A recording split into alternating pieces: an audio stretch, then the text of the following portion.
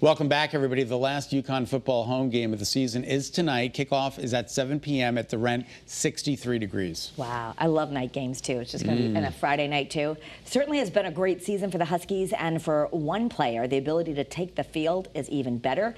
Caitlin Francis spoke with tight end Alex Honig and their team doctor for more on a partnership that is keeping student athletes healthy.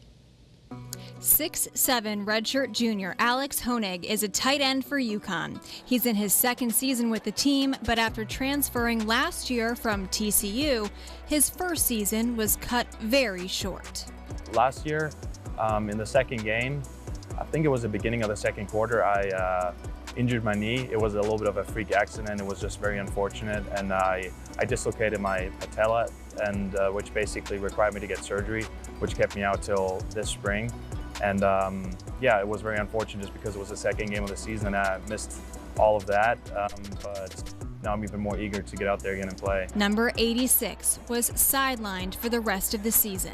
No, it was a pretty routine play. It was in Atlanta, our away game against Georgia State, and I was just blocking on the perimeter trying to set up a screen play, and I was blocking pretty well, and I felt like it was going good, but my teammate got tackled behind me, and 2 or 3 defensive players fell in the back of my knee and kind of twisted me up awkwardly. And when I went down, I immediately felt that this wasn't right. And when I looked down and my knee was kind of dismantled, I'd say, or it looked kind of weird, I realized it was not good. And all of a sudden, that routine play turned into kind of the turning point of the season personally for me.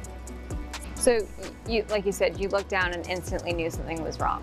Yeah, but my kneecap wasn't really in place. It was at the side of my knee, and I couldn't straighten my leg. It was very painful, and it felt like a big cramp. And looking down, I realized it wasn't it wasn't correct. Right. The way it was looking, and then I was on the ground, and as soon as the trainers came out and I was taking out the game, I kind of realized that that was more than just a little nick up. I really realized that I had a big road to recovery in front of me. Almost immediately, Alex saw the team doctor to figure out what to do next. So when I saw him, it was obvious on the exam what the diagnosis was. In fact, Bob Howard, the head trainer, had already had made that diagnosis, and it was very obvious on physical exam. We don't, believe it or not, we all look at the MRI as the godsend to medicine.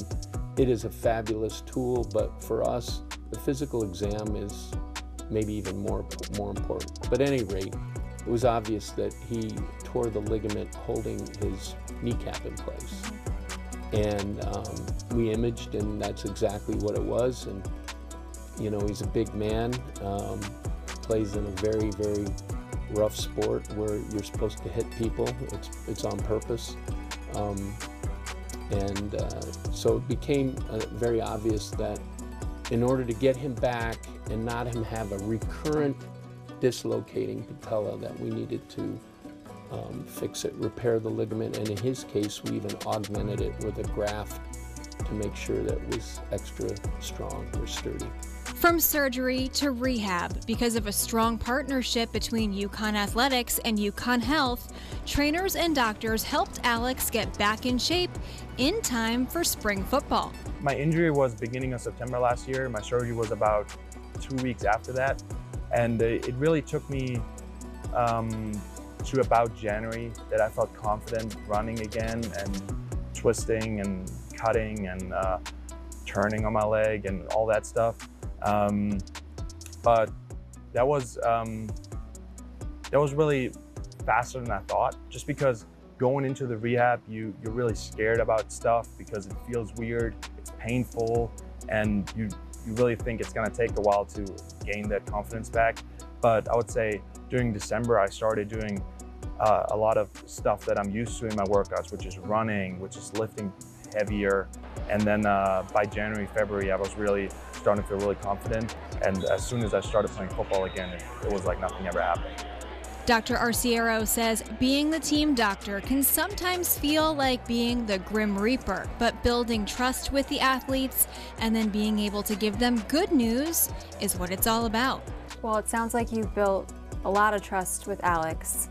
Yeah. And you were able to give him good news because he's back out on the field now and he's playing very well. Yeah.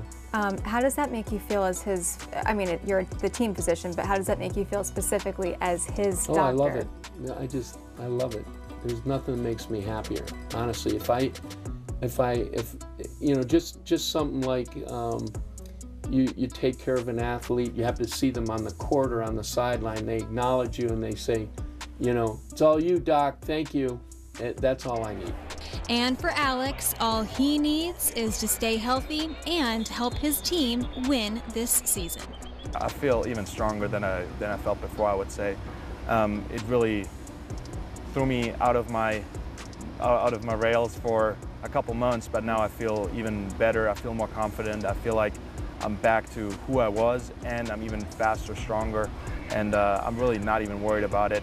Sometimes I see the scar and I think about it, but really when I'm out there, when I put the helmet on, there's no thoughts about my knee going through my mind at any time. I want to be the dominant player that I think I can be on the field, and then also just help the team win in the best way, do my job, and bring some wins back to Stores, which we deserve of. Certainly do. All right, good story there. Again, the last home game is tonight. We're going to have coverage of the game against Georgia State coming up on Eyewitness News starting at 4. Yeah, big game. Can you imagine being 6'7"? 6'7". I'm so glad that you're doing much better, Alex. And for more information on UConn Health, please visit health.uconn.edu. Incredible. All right, coming up next on this Friday afternoon.